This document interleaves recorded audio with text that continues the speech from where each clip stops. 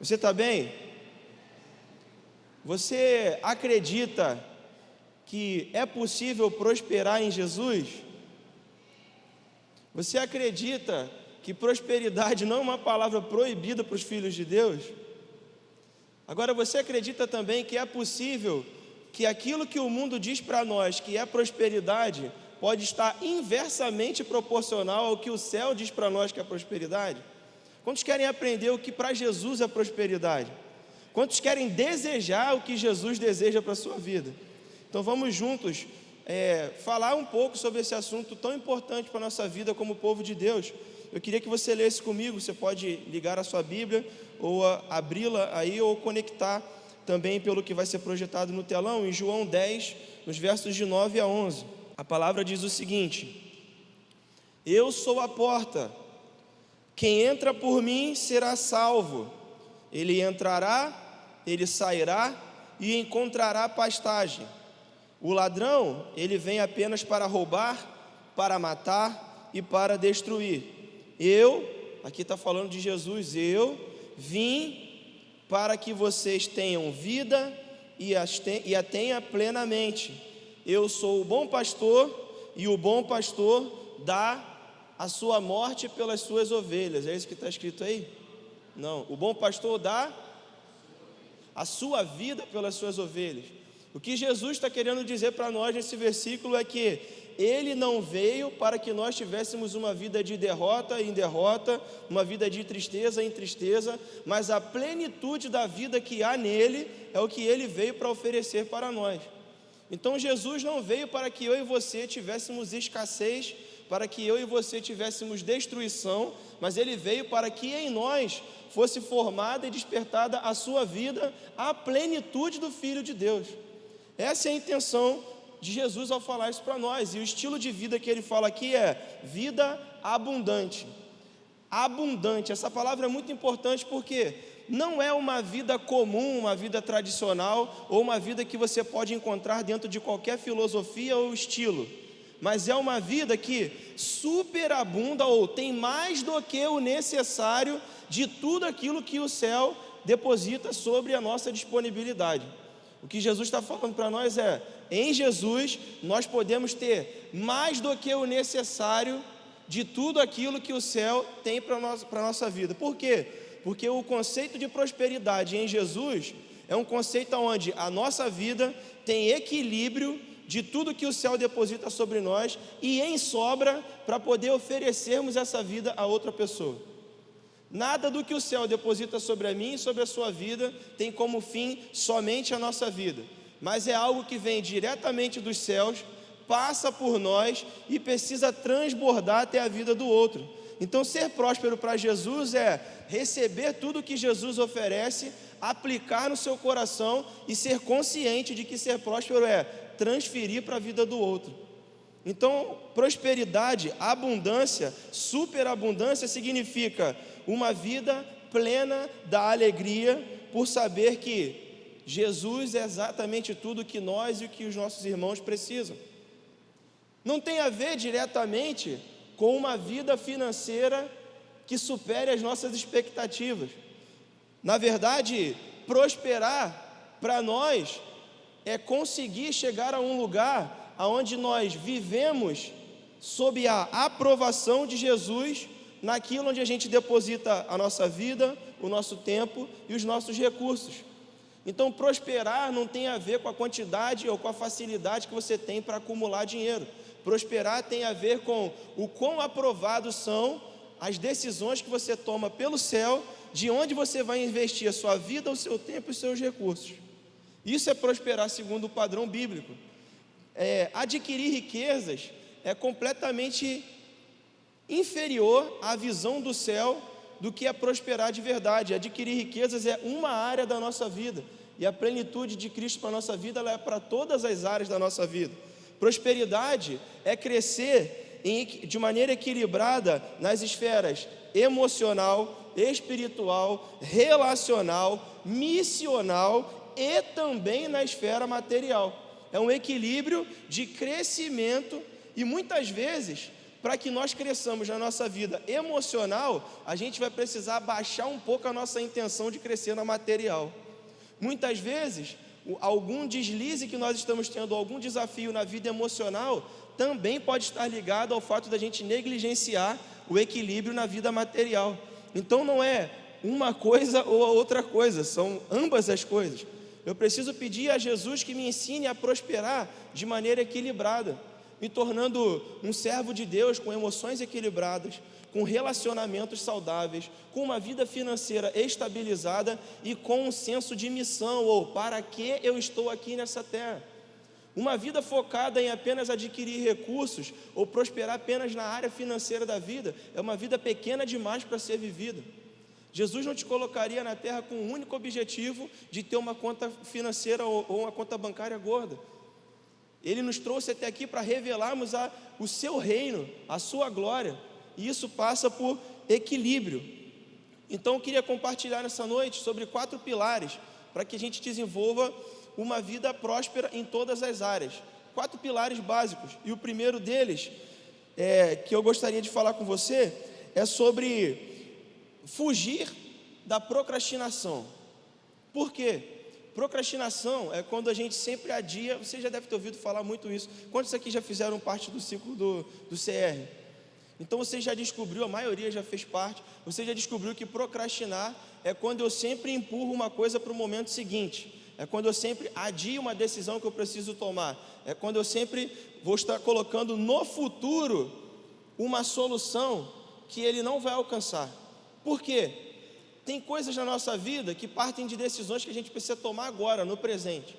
Somos nós as pessoas que precisam tomar a decisão de encerrar alguns ciclos na nossa vida.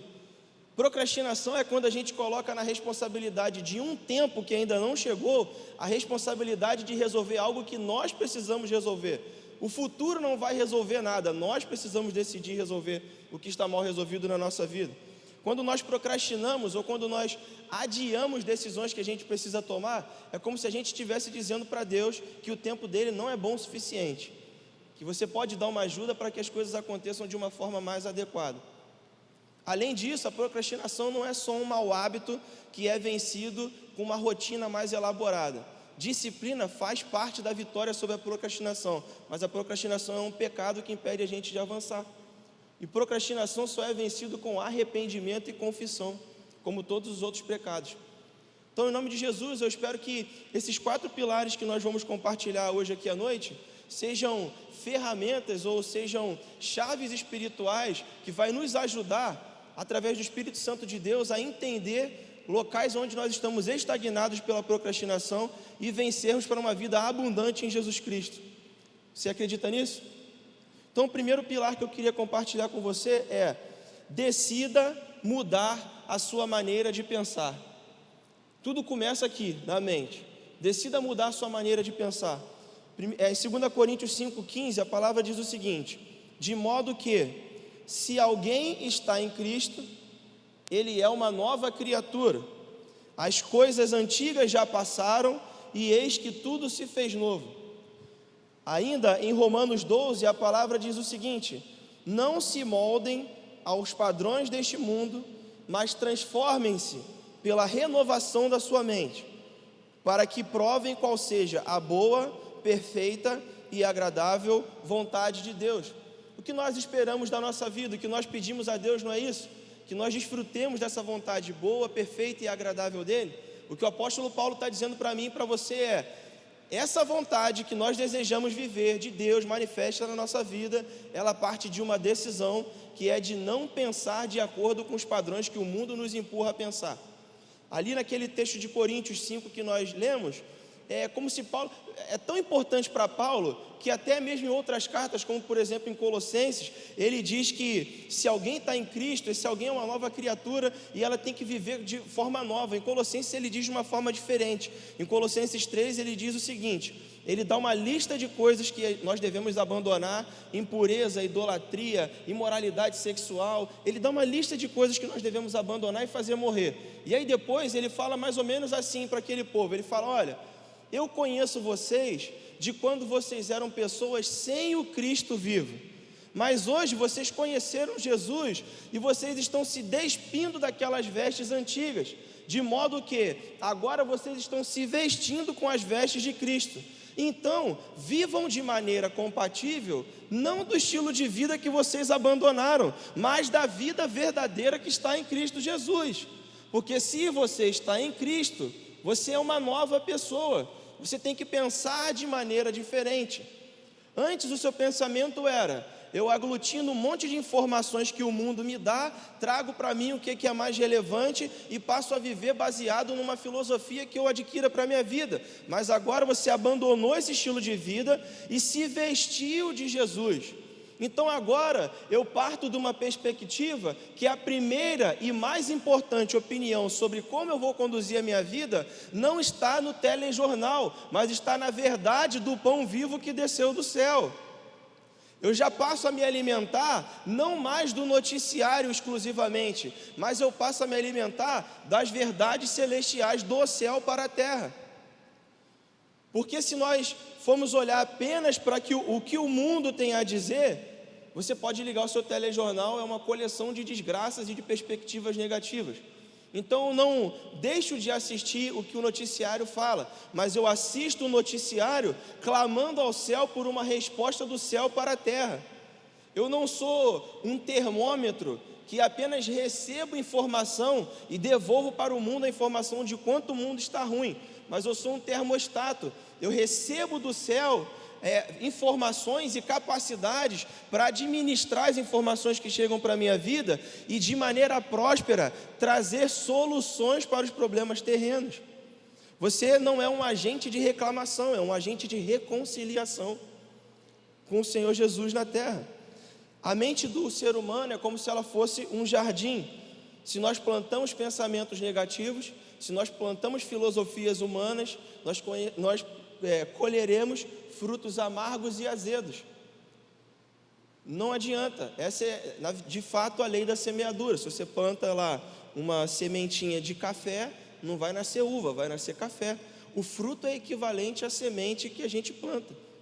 Então, se nós desejamos desfrutar de uma vida diferente da qual nós estamos vivendo, nós não precisamos mudar o clamor pelo fruto, nós precisamos mudar o tipo de semente que nós temos lançado. E se você olhar de uma outra perspectiva também, se nós temos dado frutos de amargura e de tristeza, o que nós precisamos fazer também é mudar o tipo de semente que nós permitimos chegar no nosso coração. O tipo de pessoas que têm acesso à intimidade do nosso coração, o tipo de ambientes ao qual eu empresto o meu ouvido, o tipo de lugares que eu seleciono para estar ou não estar, as amizades que frequentam o íntimo da minha casa ou não, a decisão de como eu vou investir o meu tempo extra, se eu vou investir o meu tempo extra em me conectar com pessoas que pareçam com Jesus e ambientes que pareçam com o céu, ou lugares que me empurram para um estilo de vida que eu desejava ter abandonado faz tempo. Então uma vida próspera, ela não está focada em uma área simplesmente da nossa vida, mas ela está focada em submeter ao crivo de Jesus tudo que eu vou fazer em todas as áreas da minha vida. 2 Coríntios ainda diz o seguinte, e no capítulo 10, versículo 3: porque embora vivamos como homens aqui ainda, essa vida na terra, nós não lutamos segundo padrões humanos. Quantos já identificaram que estão passando por problemas que são espirituais e você nem entende o porquê, mas você sempre reage de uma maneira humana? O filtro é o seguinte: você acaba de tomar uma decisão, você acabou de tomar uma decisão e você já tem a consciência que o Espírito Santo já move no seu coração, tipo, eu não deveria ter falado isso, eu não deveria ter me posicionado assim, eu caí na mesma armadilha de novo, eu cedi de novo no momento da ira. Você já passou por isso, né? O que o apóstolo Paulo está dizendo é: embora ainda vivamos como homens, nós não podemos lutar segundo os padrões humanos, porque as armas com as quais nós devemos lutar aqui não são humanas. Ao contrário, as armas são poderosas em Deus para destruir fortalezas mentais também. Isso passa por renovar o que passa dentro da nossa mente. E ele fala: nós destruímos qualquer argumento ou qualquer pretensão que se levante contra o conhecimento de Deus. Nós não dizemos para Deus: ah, Senhor, mas eu penso que eu deveria fazer assim, mas eu acho que eu deveria viver dessa forma, mas eu sinto que eu deveria continuar fazendo isso. Não, não, não. Nós submetemos isso ao Senhor, levando cativo todo o pensamento humano a Ele. Por quê? Com o fim de torná-lo obediente a Cristo. Então, muito mais importante do que o que nós desejamos, queremos, pensamos, sentimos, é tornar tudo isso que nós pensamos cativo ao Senhor Jesus. Porque não sei se você já reparou, mas você já mudou de opinião várias vezes. Você já quis muito uma coisa e deixou de querer. Você já achou com toda a convicção do mundo de que você estava certo em várias situações e você já se deparou com o fato de você estar equivocado. E se você tivesse dependido da sua vida daquilo, você teria fracassado. Então o apóstolo Paulo diz para nós: você vai sentir muitas coisas, só que o coração do homem é muito enganoso. Então pega tudo que você sente, que você pensa, e torne isso cativo ao Senhor Jesus. Paulo tinha propriedade para falar, porque Paulo era um homem letrado que conhecia as Escrituras profundamente, mas ele as lia sem uma experiência de um encontro e de submetê-las ao Senhor Jesus. Isso, ao invés de aproximá-lo de Deus, levou para um lugar dele subjugar ou dele conflitar com pessoas que eram parte da família de Deus. O nome disso é religiosidade. Uma mera leitura das Escrituras só pelo conhecimento, sem levar cativo todo o nosso conhecimento a Cristo, vai levar a gente para um lugar onde daqui a pouco a gente está militando contra um irmão que está querendo levar a gente para uma vida mais profunda e mais intensa com Jesus, levando tudo que eu penso e que eu sinto cativo a Ele. Como aplicar isso na nossa vida? Nós vamos passar pelos pilares e por aplicações. Como eu faço para desenvolver, Diego, então, esse estilo de mente renovada por Jesus? A palavra diz que a fé vem pelo ouvir e que o ouvir vem pela... A fé vem pelo ouvir e o ouvir vem pela... Então, se eu quero desenvolver a minha fé, se eu quero renovar a minha mente, passar a ter pensamentos espirituais e celestiais, eu preciso renovar a minha mente através da palavra do Senhor Jesus. Então, como que eu faço para que isso aconteça? Eu tenho que primeiro identificar quais são os pensamentos negativos que têm rodeado a minha vida. De repente, um pensamento de que você não é bom o suficiente.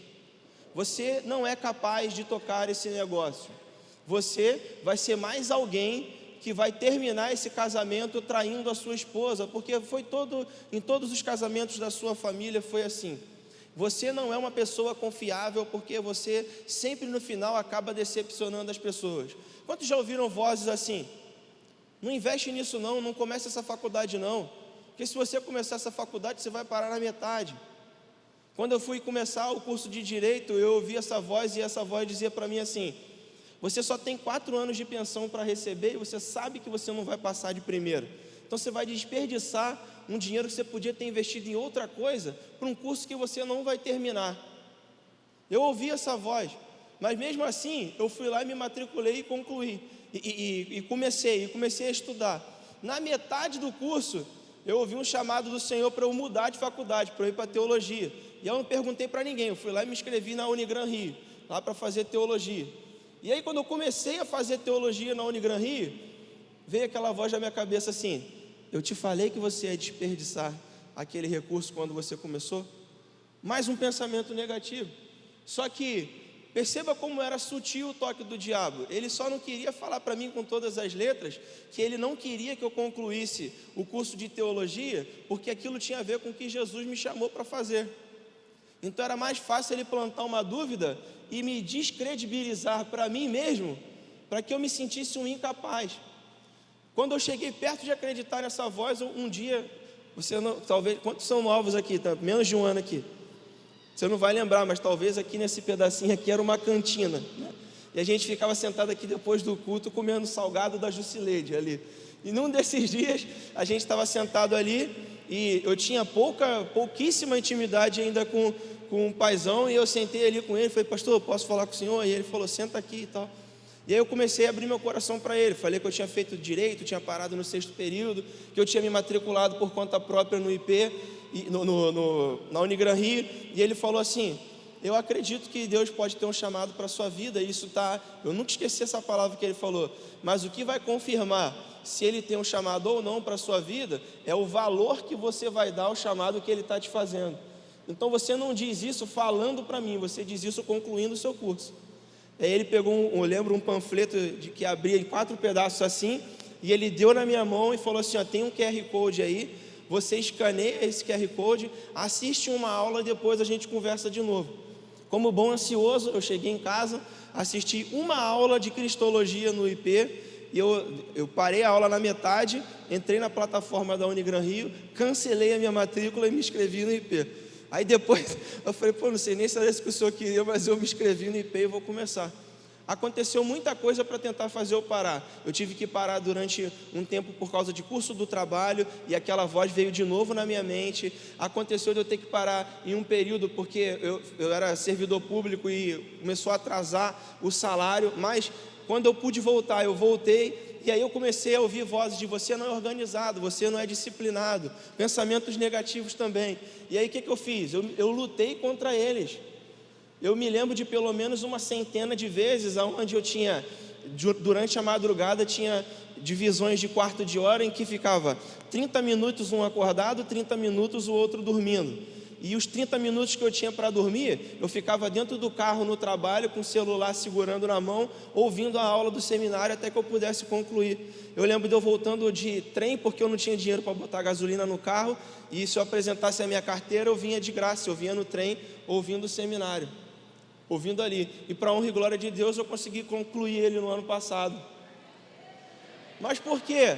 Porque eu peguei um pensamento que era negativo e eu levei ele cativo ao Senhor Jesus, para que Ele moldasse o querer dele em mim, porque o meu querer me empurrava para parar, mas o querer dele dizia: filho, você vai conseguir. O diabo dizia para mim: você é fraco demais, você não vai conseguir, você não termina nada do que você começa. Mas o Senhor falava para mim: você é mais do que vencedor por aquele que te chamou, você é co-herdeiro com Jesus de tudo aquilo que o Senhor depositou sobre a vida dele. Você não é um pobre coitado nascido para fracassar e dar errado, você é co-herdeiro com Cristo Jesus de tudo aquilo que Ele tem para nós. Você é co-herdeiro com Ele. Então, no lugar de situações de medo, de dúvida, de incerteza, quando esse pensamento vem na nossa mente, não tem como a gente lutar contra esse medo. É por isso que a gente às vezes cai muito em ficar aprisionado num pecado, porque a gente olha para um pecado e fica lutando contra um pecado. A gente não tem que lutar contra um pecado, a gente tem que se revestir da armadura de Cristo. Nós temos que pegar aquele pensamento pecaminoso e substituí-lo por uma verdade celestial. Então, quando o medo tenta me parar, eu digo para o medo que o perfeito amor lança fora todo medo. Quando a incerteza tenta me parar, eu me lembro de Filipenses 4,13, que diz: eu posso todas as coisas naquele que me fortalece. Eu posso avançar. Meditar na palavra é uma aplicação prática que pode nos ajudar a romper. Por que eu falo isso? Não é repetir que você tem que passar tempo com a palavra. É porque tem um caminho muito diferente entre você ler por ler algum material e meditar no que você está lendo. É como se ler fosse botar o alimento na boca e meditar fosse mastigar. Ou, para ser um pouco mais erudito e mais bonito, o meu pastor me ensinou que leitura é trazer o conhecimento do livro para a cabeça, meditação é fazer ele descer da cabeça para o coração. Então, se o alimento não faz o caminho de sair das palavras de Deus, vir para a minha mente e descer para o meu coração, não tem funcionalidade. Por que não tem funcionalidade? Porque a Bíblia não é mais um livro que você lê. A Bíblia é o Espírito de Deus tentando criar um relacionamento com você. A palavra fala que Jesus é o verbo encarnado de Deus. Então, quando você abre a Bíblia, diferente de um livro de história, você não pode buscar só conhecimento, porque o livro de história não está se relacionando com você, mas a palavra de Deus é um espírito por detrás da letra que você está lendo. Então, eu não procuro a palavra como alguém que quer aprender algo, procuro a palavra como alguém que quer conhecer alguém. Se eu abro a minha Bíblia com um coração de querer encontrar Jesus, eu vou encontrar vida. Mas se eu abro a Bíblia procurando conhecimento, eu encontro justificativas para permanecer no lugar onde eu estou. O homem é criativo demais, irmão. Ele consegue dar base bíblica para ele permanecer inerte. A procrastinação empurra a gente para esse lugar, mas uma vida próspera com Jesus empurra a gente para um lugar de libertação e transformação. É um relacionamento com Ele. O segundo pilar, para que a gente construa uma vida próspera, prospere em Jesus. Construa sua vida com disciplina espiritual. Disciplina significa obedecer a regras dos seus superiores, estar firmado em regulamentos. Disciplina significa, de acordo com o dicionário, ordem, regulamento, conduta que assegura o bem-estar de indivíduos ou o bom funcionamento de uma organização. Quando nós servimos o exército ali, ou as forças armadas, a gente aprende que disciplina é o coração do militarismo. Por quê? Na minha cabeça, era só para nivelar as pessoas. Mas eu aprendi uma coisa assistindo uma série de bombeiros no Netflix. Porque tinha uma coisa que acontecia no quartel, não sei se você já passou por isso, mas era assim, ó, você passava 1 hora do seu horário e falava assim, ó, 2 minutos para botar o paisano. Aí você botava lá tua roupinha, mochila e tal, aí tu estava em forma lá, daqui a pouco 30 segundos para botar o uniforme de educação física. Aí tu saia correndo, voltava de educação física, 1 minuto para botar o paisano, aí tu voltava. Aí daqui a pouco 10 minutos para você estar no campo. Aí, caramba, gente, mas que loucura é essa? É crossfit. Só que eu assisti uma série e eu vi o seguinte: tinha um grupo de bombeiros sentado no alojamento, eles estavam almoçando, tinham acabado de fazer um almoço e tocava a sirene. Porque eu estava vendo na série, eu sabia que aquela sirene tocou porque tinha uma criança pendurada num prédio. Então aqueles homens, eles se vestiram muito rápido, entraram na ambulância, no carro de bombeiros, e saíram voados para lá com a escada e chegaram lá e conseguiram pegar a criança. A proatividade deles de disciplinarmente saber o que eles tinham que fazer, como eles deveriam fazer, salvou a vida de uma criança que estava caindo de um prédio. Só que o grande problema da minha e da sua vida, quando a gente negligencia a disciplina espiritual, é achar que ser indisciplinado não vai nos levar também para um lugar que custe a nossa vida. A falsa impressão de que amanhã eu posso ler o capítulo que eu não li hoje da Bíblia, está tudo bem, que você não vai precisar de hoje da verdade espiritual que você deixou de absorver. Então a disciplina não é só um Deus chato e rancoroso, ou não é nunca um Deus chato e rancoroso que quer que você faça as coisas metodicamente, cronologicamente, mas é de um Pai bondoso que sabe que você precisa de doses homeopáticas de amor para permanecer de pé. Essa é a verdade do céu para mim e para a sua vida. Eu estou passando por um momento muito bonito na minha vida, que é o seguinte: a minha filha decidiu que agora ela queria ser médica, mas agora ela quer ser ginasta. E para defender ela decidiu isso antes das Olimpíadas, vendo um vídeo no Instagram. E ela fazia aquela estrelinha meio assim, sabe? Que só bota a mão no chão e dá uma rodadinha assim, não tira nem o outro pé do chão. E aí ela foi para a ginástica olímpica lá, para o treinamento. E eu distraí. Aí ontem eu recebi um vídeo do meu cunhado.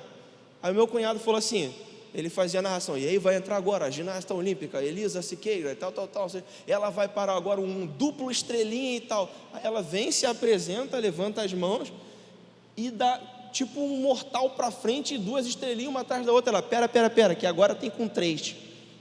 Vou fazer com 3. Só que ela está indo disciplinarmente para lá e ela está evoluindo. Às vezes a gente acha que a evolução que Deus vai fazer na nossa vida é tipo assim: eu fiz algo hoje, eu quero uma resposta daqui a 3 minutos. Isso você tem que pedir para Nissin Lame ou para o McDonald's. Deus não funciona assim. Ele vai construindo, e quando você percebe, você está dando piruetas espirituais, duplos mortais carpados. Mas isso passa por construir diariamente um estilo de vida. Então, se você for parar para pensar assim, muitas vezes a justificativa é: eu não tenho tempo, ou a minha vida é corrida demais. Daniel, enquanto cativo, ele tinha uma disciplina de 3 vezes por dia apresentar-se ao Senhor. E diferente de nós, que deitamos na nossa casa com a nossa cabeça no travesseiro, de mim que tem uma estante lá com mais de 100 livros e 3 Bíblias diferentes, posso ler todo dia, Daniel estava sendo ameaçado de morte por professar a fé dele, e nem isso fez ele deixar de dobrar os seus joelhos. Por quê? Porque ele era implicante, porque ele era um adolescente mimado que não obedecia regras, não, porque ele sabia que ele obedecer poderia custar a vida dele, mas não obedecer poderia custar a eternidade. Então ele tinha uma disciplina espiritual. Para não ficar muito no subjetivo, como nós podemos desenvolver uma vida de disciplina espiritual? Em primeiro lugar, defina uma rotina. Defina uma rotina. E eu vejo muito assim, no A3 lá na juventude, pai, acontece assim, o casal é 8 ou 80, ou ele não lê a Bíblia, ou ele não faz devocional, não faz nada, ou ele quer a família do comercial da margarina Qualy, todo mundo sentado à mesa, os filhos quietinhos ouvindo você falar da verdade do Evangelho. Ah, pai, Jesus é maravilhoso, passa a manteiga. Não, eu já passei por isso, até que um dia conversando também com o pai falou assim: filho, a Giovana acorda 4 e pouco, 5 horas da manhã. Ela faz o devocional dela quando eu desperto, dá até vergonha, que ela já está arrumada, pronta para trabalhar, com o devocional feito. Eu funciono de outra forma, eu entro no banheiro, ligo o meu devocional no áudio, depois eu saio, tomo o meu café e leio a Bíblia. E eu parei para fazer uma conta lá em casa. Se eu for depender de eu e a Natália ter o mesmo tempo para fazer a mesma coisa, nem ela avança espiritualmente, nem eu. Então a gente desenvolveu um estilo nosso. Eu lá em casa sou o que acorda cedo. Eu acordo cedo, pego a minha devocional, pego o meu livro, eu leio a Bíblia, eu faço o meu devocional diário, eu leio um pouco do livro que eu estou lendo enquanto eu tomo o meu café, e aí eu boto o meu tênis. Quando eu estou de folga, eu vou para a rua correr. Quando eu volto, a Natália já terminou de fazer o dela, e às vezes a gente nem fala sobre o devocional do dia, mas eu aprendi a fazer o meu devocional com a minha esposa durante as conversas que a gente tem durante o dia. Então, às vezes, ela fala sobre alguma coisa que tem a ver com o devocional que eu fiz 15 dias atrás. Eu falo: amor, eu concordo com o que você está falando, eu não concordo, eu li isso nesse livro. Eu mostro para ela. Por quê? O que eu e você precisamos é de constância diante do Senhor. Não tem como acreditar que uma vida onde eu deposito 2 horas da minha semana num encontro coletivo aqui na igreja, que ainda é menos do que antigamente. Hoje você tem a flexibilidade de vir de manhã ou à noite. Quando eu era adolescente, tinha que vir no culto de manhã e no culto de noite. Se tu não vier, tu não participa do não sei o que lá. Hoje você escolhe uma celebração, aí você vem e passa 2 horas. Eu não posso acreditar que essas 2 horas que eu passei aqui me isenta de acordar segunda-feira e continuar amando Jesus como eu amei durante essas 2 horas. Treino é treino, jogo é jogo. O Espírito Santo é maravilhoso você vir aqui adorar Ele, passar esse tempo aqui. Mas Ele quer ver se o que sentiu arrepio hoje aqui, se o que chorou, se o que anotou tudo que estava na palavra, vai viver a palavra durante a segunda, terça, quarta, quinta, sexta e sábado. Então, uma vida disciplinar. Essa vida ela precisa ser disciplinar não só na leitura da palavra, mas no hábito da oração também constante, de comunicar com o Senhor. Olha só, Deus sabia tanto que a gente tinha a dificuldade ou a incapacidade de permanecer no caminho, que se Deus quiser falar com você, Ele fala com você através da palavra, Ele fala com você através do conselho de um irmão, Ele fala com você através do sol que está brilhando demais, do céu aberto, Ele fala através das nuvens, Ele fala através do canto dos pássaros, Ele fala através até do ímpio, para te ensinar alguma coisa. Ele fala através de uma música, através de um filme, Ele fala através de qualquer forma. Agora, se você quiser falar com Deus, você tem que ir orar. Tem uma música do Marcos Almeida que diz assim: antes de falar com Deus, eu preciso saber quem é o Deus a quem eu oro. Eu preciso me encontrar com Ele, eu preciso saber que eu preciso ir para o lugar de oração para poder falar com Ele. Não pense você: Ele está de lá de cima, Ele está sabendo tudo o que está acontecendo. Deus não é maluco, Ele está vendo a minha vida. Não, o relacionamento entre você e Deus é: eu confio no Senhor e a minha vida vai ser aberta por mim para o Senhor. Se você... É tudo escondido dentro da família, né? A verdade do céu está toda ali guardada dentro da família. É a mesma coisa de um casamento. Não basta eu dizer para a Natália: você sabe que eu te amo. Eu preciso dar sinais para ela de que eu amo. A minha vida tem que cooperar com o amor.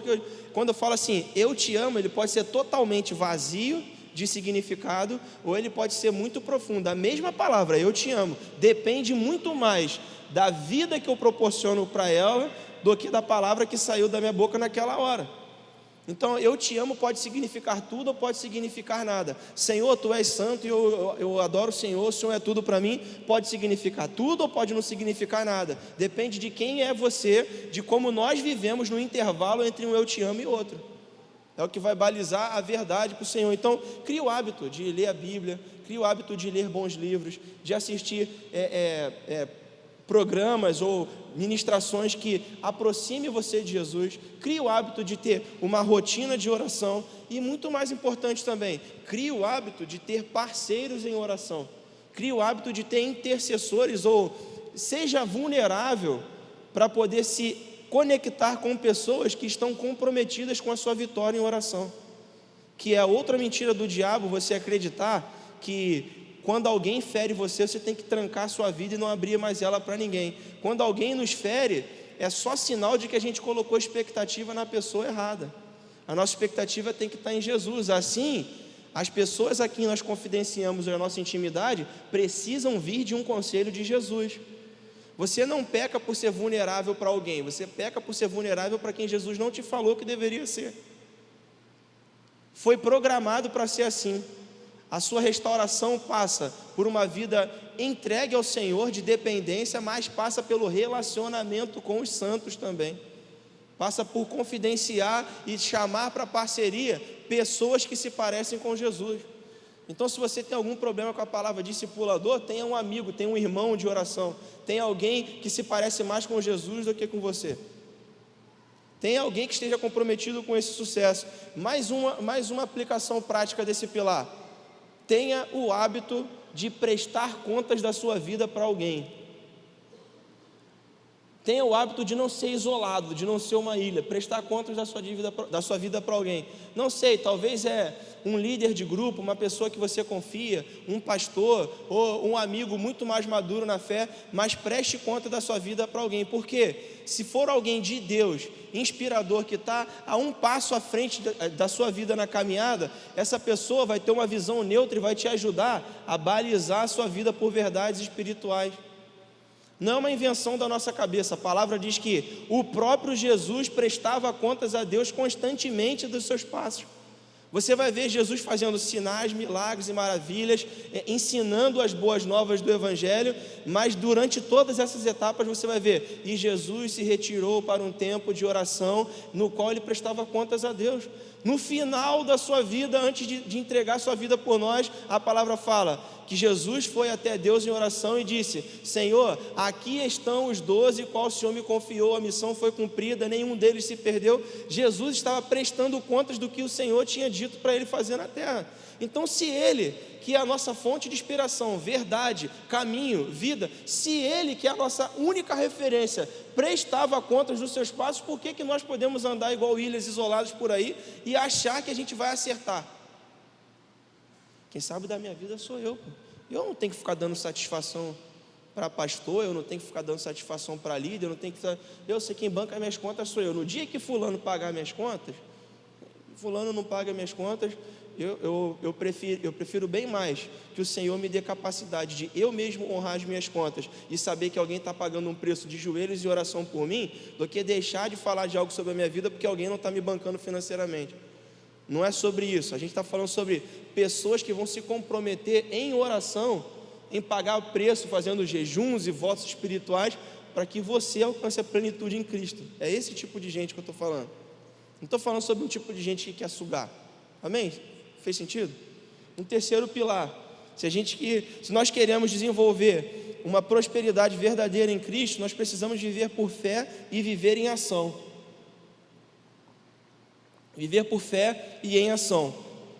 Nossa fé precisa nos tirar de um lugar de inércia e nos mover constantemente para um ambiente de obediência a Cristo. A nossa fé tira a gente da estagnação e leva a gente para um movimento de obediência a Cristo. A fé em Jesus sempre vai tirar você de uma agenda individualista e vai inserir você em uma agenda celestial, aonde a vontade de Deus é priorizada e aonde a nossa vida passa a não girar mais em torno do nosso objetivo, mas passa a circular ao redor dos objetivos do céu para a terra. A fé, ela sempre vai empurrar a gente para um lugar de ação, de movimento, nunca de estagnação. A palavra diz em Tiago 2,17: assim também a fé, se por si só não tiver obras, ela é morta. Explicação disso é: a fé sem obras é como um corpo que está sem vida. Não, mas eu não sou salvo pelas obras. Eu não sou salvo pelas obras. Eu ouvi uma frase essa semana que eu guardei no meu coração: você não é salvo pelas obras, mas viva executando obras de alguém que é salvo. Você não é salvo pelas obras, mas as suas obras manifestam se você é salvo ou se você não é salvo. Então você viva de acordo com a verdade que você decidiu professar, porque se você vive a verdade que há em Cristo, a palavra de Jesus diz que Ele trabalha até hoje e o Pai dele também. Então servir é parte disso. Não, mas é porque é o seguinte: eu tenho um chamado, e o meu chamado é para pregar para as nações, o meu chamado é para ser líder de um ministério assim, o fulano de tal, ele não me viu, eu tinha uma promessa de que eu ia ser o próximo a liderar a coisa tal, e aí frustrou meu coração, quebrou a minha expectativa, e agora eu estou machucado, eu estou ferido, eu não quero mais saber disso. Meu filho, às vezes aí você fica pensando, não, porque o diabo estava furioso e me parou no meio do meu projeto. Não, às vezes é Deus. Às vezes é Deus. Porque, não sei se você sabe, mas é Deus que tem esse costume. Ele pega quem está lá atrás, bota aqui na frente, pega quem está aqui na frente, bota lá atrás, pega quem está liderando e bota para ser liderado, pega o liderado e bota para liderar. Aquele que quer muito não alcança, aquele que não queria nada é chamado para fazer o que não queria fazer, porque Deus queria que ele fizesse. Não é o diabo que faz isso, quem faz isso é Deus, porque Ele faz todas as coisas de acordo com a vontade soberana do seu Espírito. Então nós temos que agir no que Deus chama a gente para fazer, não no que a gente quer fazer. Vou te contar um segredo: ninguém gosta de limpar a privada. Ninguém gosta de limpar a privada.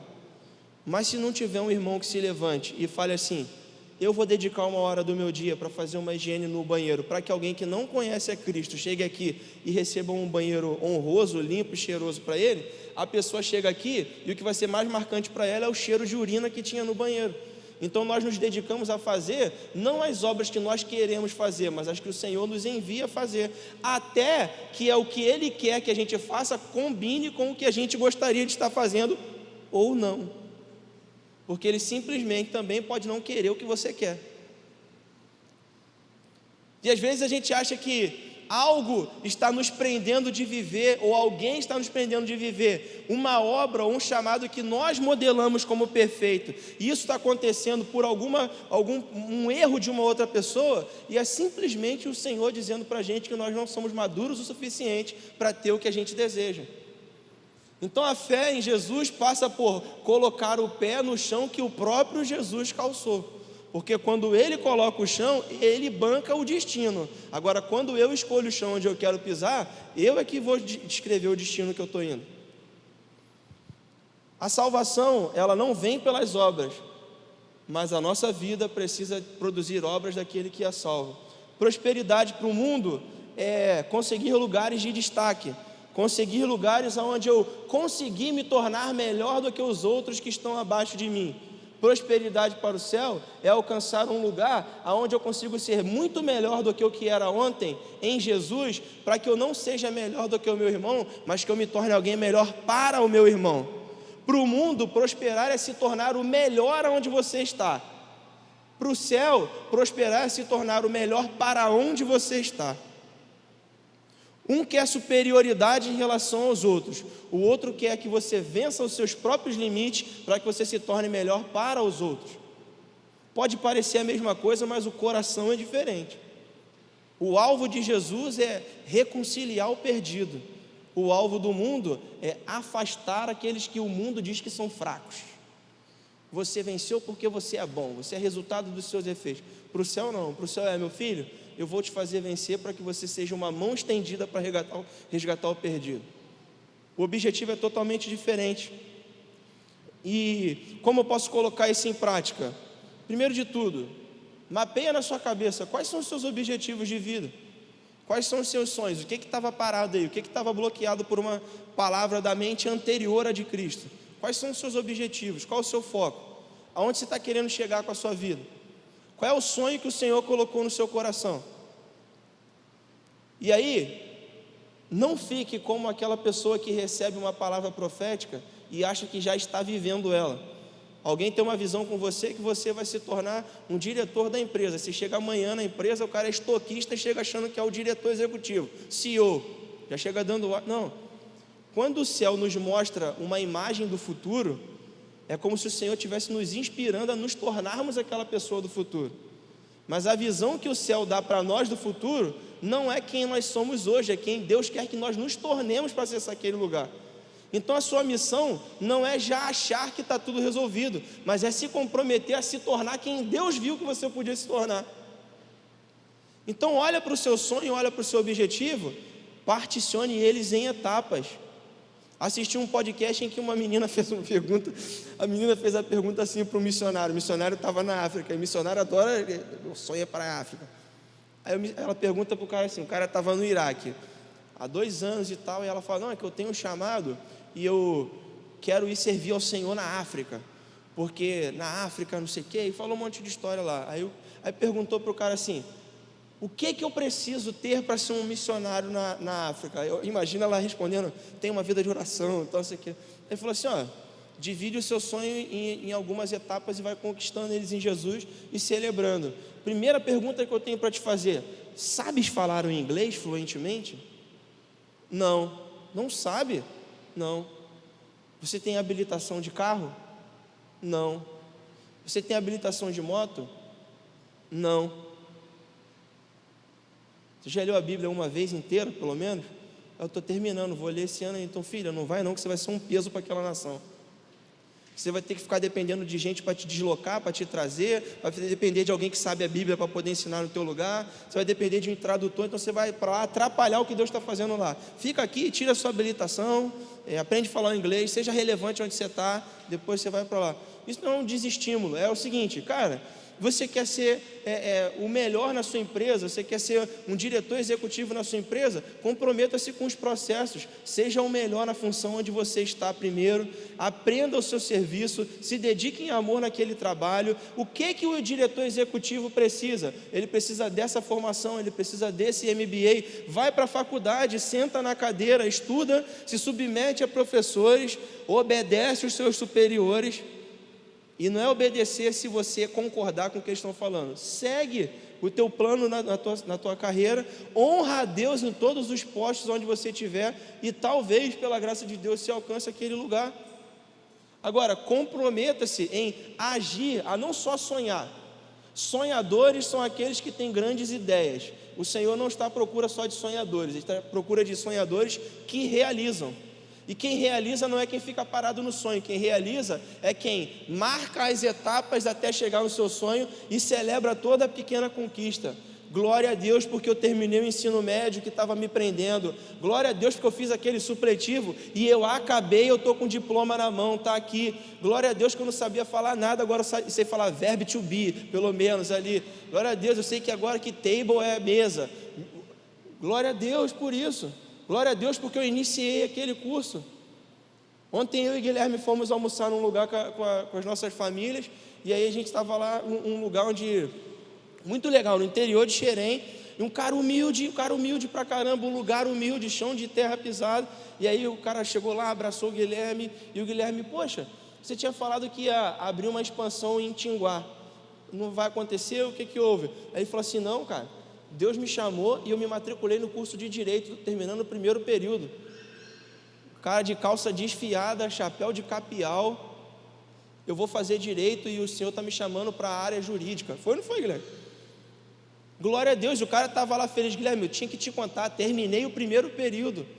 Esse é um realizador, daqui a pouco vai ser um advogado, se não for um ministro. Por quê? Porque ele botou o pé num lugar e está falando, glória a Deus porque eu dei o primeiro passo. Sonhadores, realizadores. E o quarto e último pilar, Se nós queremos desenvolver uma vida próspera em Jesus, decida viver como família espiritual. Decida dê e receba apoio. Vou ler devagar de novo. Decida viver como família espiritual. Como família espiritual. Dê e receba apoio. Qual é a diferença? Jesus não está vindo resgatar uma instituição, Ele está vindo resgatar uma família. A igreja é a família de Deus. A família é essa coletividade de seres estranhos que por um milagre ou por uma manifestação divina conseguem viver em harmonia e em equilíbrio. A família não é aquele lugar onde todos fazem exatamente aquilo que o outro estava esperando que ele fizesse. O cara abre a mão e o outro já está vindo com um copo. Nossa, como você sabia? Não, porque eu te amo muito. É bonitinho. Não, a família é aquele lugar onde o adolescente quer ouvir o som alto e o pai quer ler o livro e o filho quer que você vá brincar de bicicleta enquanto você tem que fazer o trabalho, e você descobre que sem querer o filho mentiu ou que errou e você tem que advertir, e o filho tem que lidar com os problemas e os desafios do pai, porque o pai não é perfeito também, e o adolescente acha que sabe de tudo, o jovem acha que não precisa de ninguém. A família é esse misto aí aonde a criança precisa da referência do adulto, o adulto precisa da criatividade do mais jovem, o mais jovem precisa do conselho do mais sábio, aonde a gente vai errar um com o outro, mas é um ambiente seguro para ser corrigido, para ser disciplinado. A família é um lugar onde você descobre que você não sabia tudo, mas é também um lugar onde você descobre que você também não sabia de nada. Você descobre que o que falta em você tem no outro, o que falta no outro está em você, e o nosso compromisso é dar sem nada esperar receber, e receber sem estar esperando que receberia. A família é esse lugar onde nós trabalhamos para completar o outro, para servir o outro melhor. Hebreus 10, 25 diz o seguinte, e aí talvez esse versículo seja agora uma resposta de Deus para você que estava com um argumento bem formulado na cabeça, dizendo: eu já tenho Deus, eu já tenho Jesus, eu não preciso de igreja para dizer.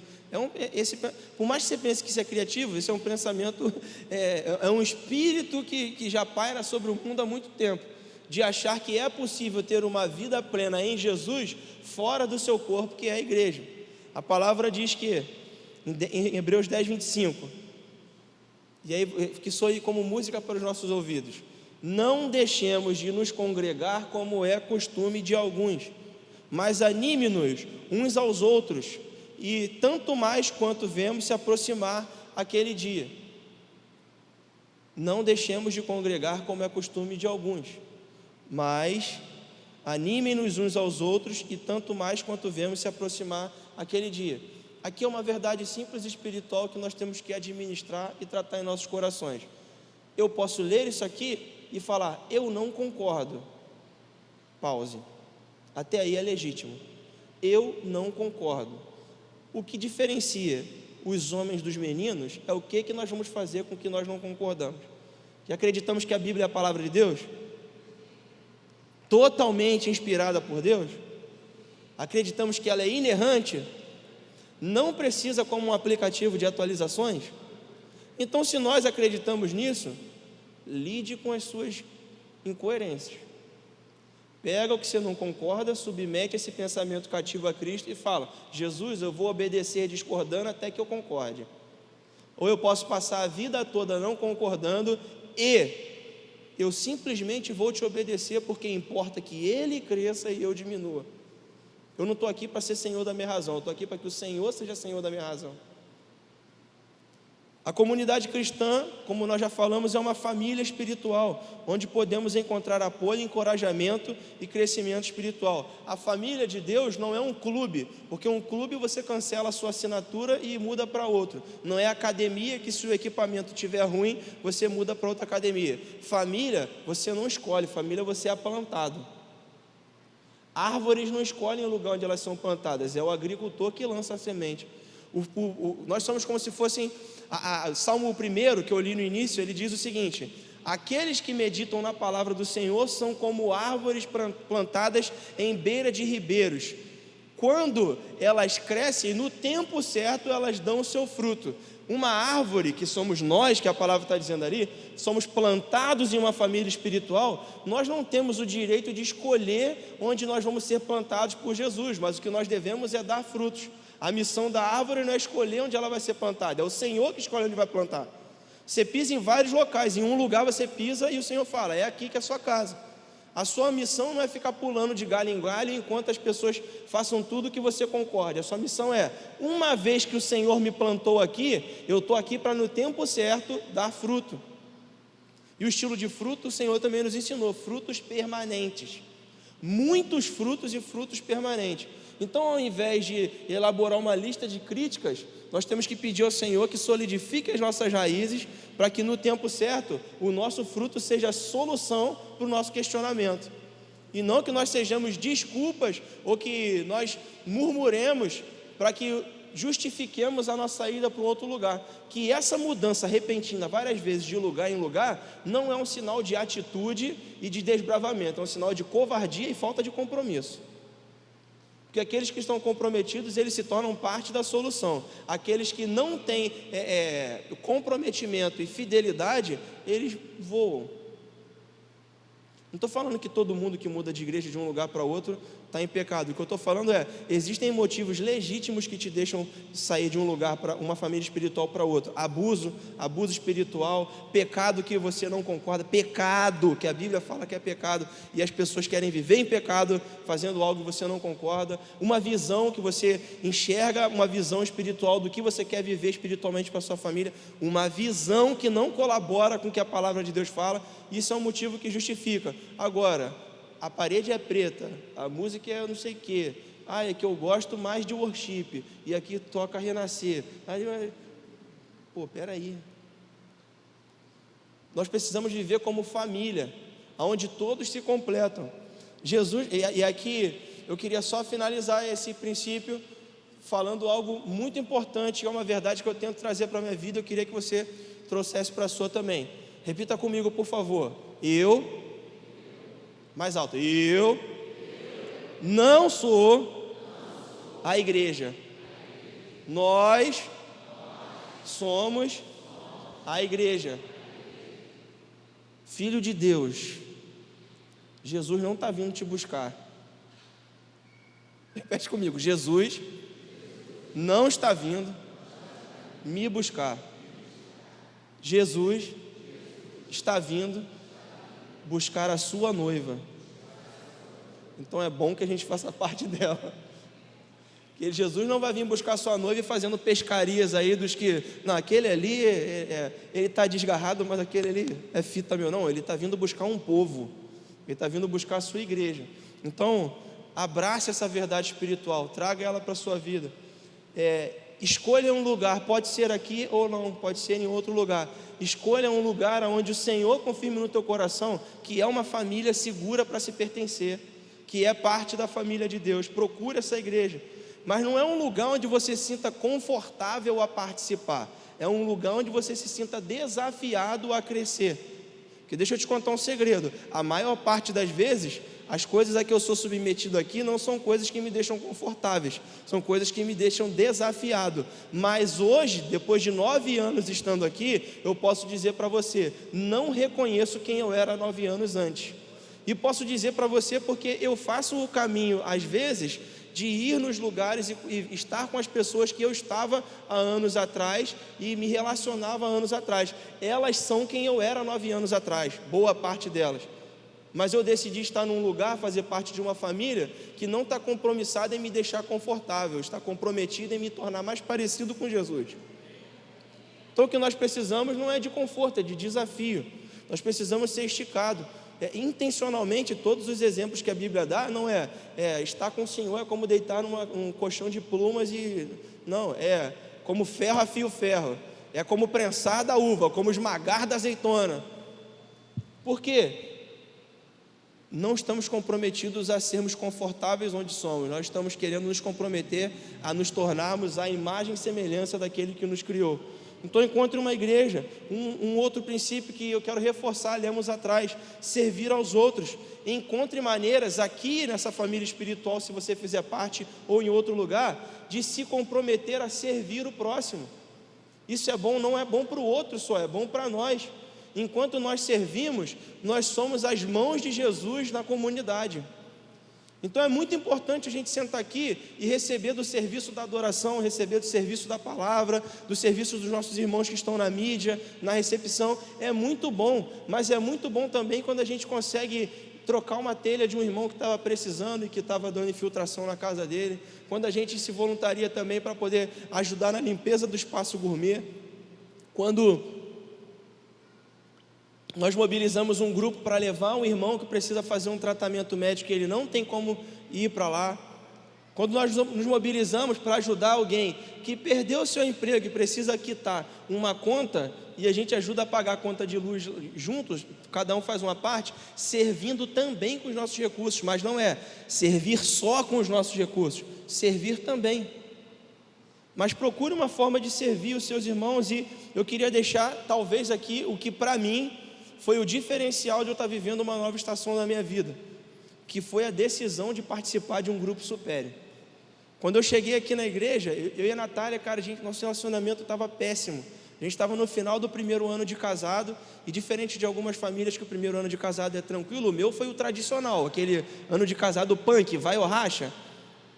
Então assim, no final do primeiro ano a gente estava mal, e eu cheguei aqui, tive uma experiência com Deus, e eu convidei a Natália para vir, depois ela veio numa semana, e quando eu estava num domingo aqui, a Mônica e o Leandro colocaram o braço no meu ombro e falaram assim: poxa, vocês são novos aqui, queria fazer um convite para vocês. E eles nos convidaram para a primeira célula de jovens casais que estava iniciando na igreja. Eu e a Natália fomos para lá, sentamos, como todo bom casal também que está brigado e que chega numa igreja: não vou falar nada, porque se eu for falar também eu vou falar tudo. Eu não vou falar, então se não quer que eu fale o que eu não tenho que falar, não me pede para falar. E aí nós sentamos lá naquele grupo, o grupo era aqui em Heliópolis. Eu lembro que tinha o Vitor, acho que o Vitor e a Júlia estavam no grupo, e aí a gente sentou lá no grupo, e aí assim, ó, joguei fora, achava, não vou falar nada. E aí sentei, aí começou o primeiro irmão: não, irmão, é que eu passei por isso, por isso, por isso, por isso. O cara fez o desenho da minha vida, falou exatamente o que eu estava fazendo, o que eu estava passando. E aí ele começou a contar experiências de soluções cristocêntricas. Eu errei aqui, a palavra me corrigiu ali. Eu pensava A, mas o meu discipulador me ensinou B, e a palavra garantia. Eu estava certo aqui, mas essa certeza minha estava empurrando para a minha separação, para o fim do meu casamento. E eu comecei a ser tratado em silêncio, no secreto, porque eu não sabia o que eu precisava, mas o Espírito Santo sabia o que eu precisava. E aí eu estava num ambiente onde outros irmãos que já foram e também estavam sendo curados, decidiram se submeter ao agir sobrenatural do Espírito Santo. E não na minha individualidade em casa, eu e minha esposa procurando dar o nosso jeito.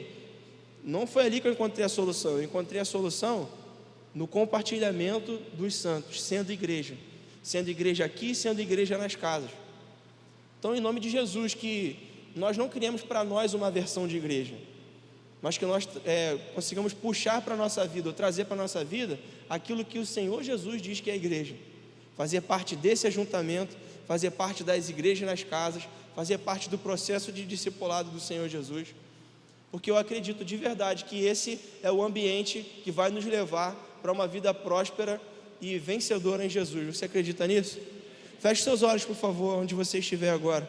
Talvez você tenha entrado aqui e algumas das verdades que a sua mente ou que alguma outra filosofia ou pensamento trouxeram a você foram conflitadas aqui agora à noite. Talvez você acabou recebendo respostas para perguntas que você nem se fazia, mas eu acredito que o Senhor te trouxe de casa para cá hoje com um objetivo: abrir os seus olhos e a sua mente para receber das verdades do céu dele ao seu respeito. Talvez foram tocados em pontos e em situações que você tinha um plano de deixar mais para frente tocar, mas o tempo perfeito do Senhor nos aproximou hoje, nos reuniu aqui como igreja para dizer para você, para mim, que o momento certo dele é agora. Essas perguntas foram respondidas agora, porque o Senhor está marcando um checkpoint ou um lugar de início na sua vida a partir de hoje. Talvez o plano de vencer, de colocar em prática, que estava sendo programado para daqui a 1 ano, daqui a 2 anos, o Senhor está dizendo para você que o momento de começar e de decidir é agora, que o momento de voltar atrás é agora, que o momento de firmar um compromisso e uma aliança é agora.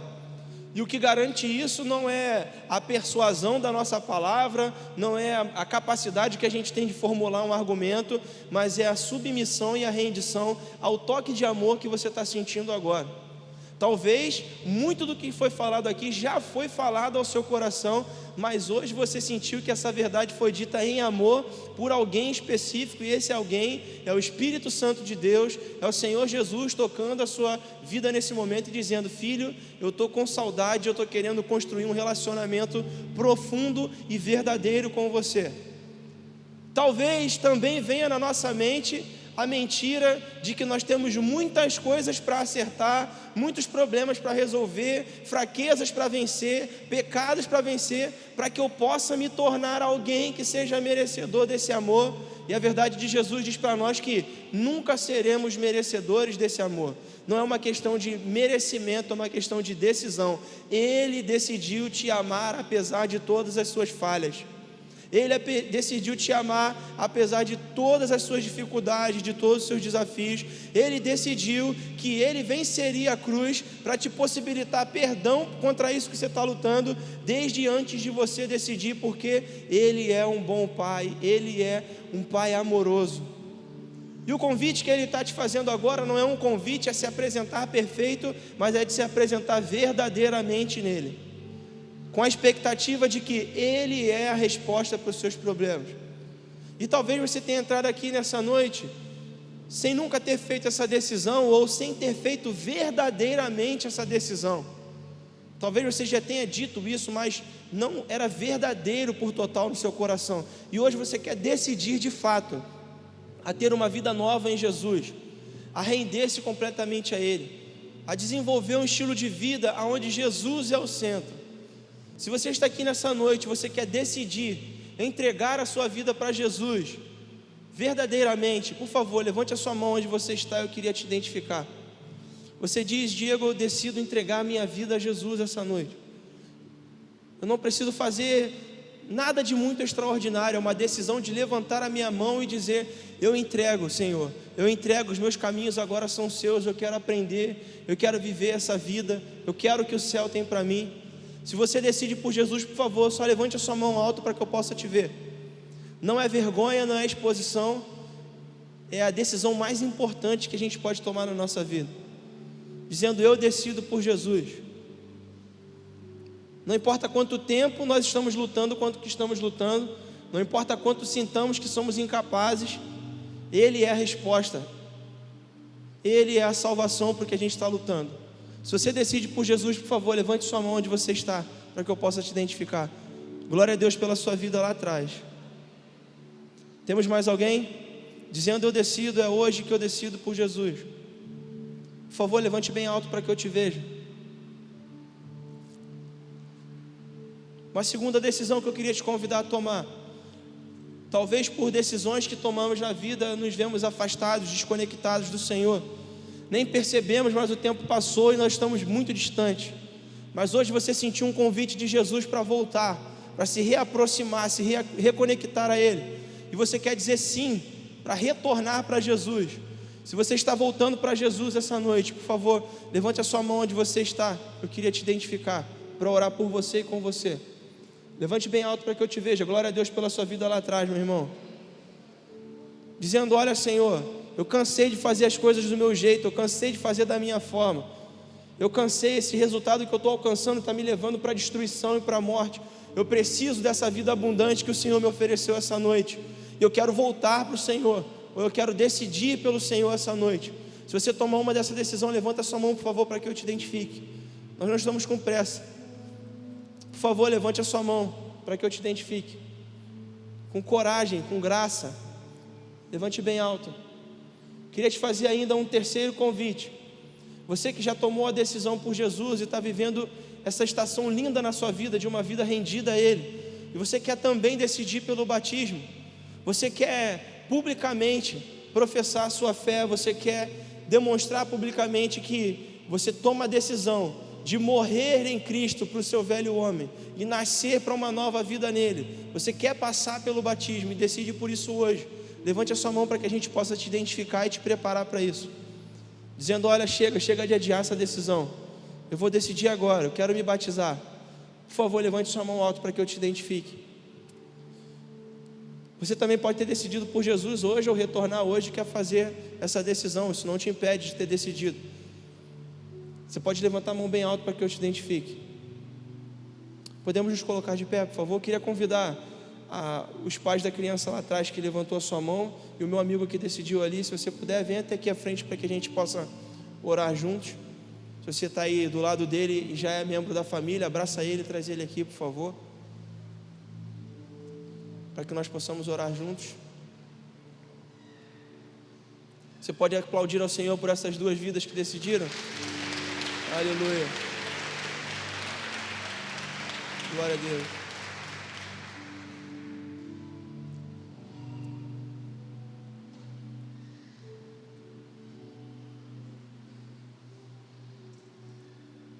Por favor, estenda suas mãos para cá. Como é seu nome, amigo? Adriano.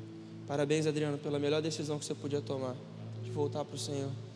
Pai, obrigado por essa noite. Obrigado, ó Pai, porque tivemos duas decisões pelo Senhor e acreditamos que o céu está em festa por isso, ó Pai. O céu fica em festa quando um filho alcança o Senhor novamente, quando é reconciliado.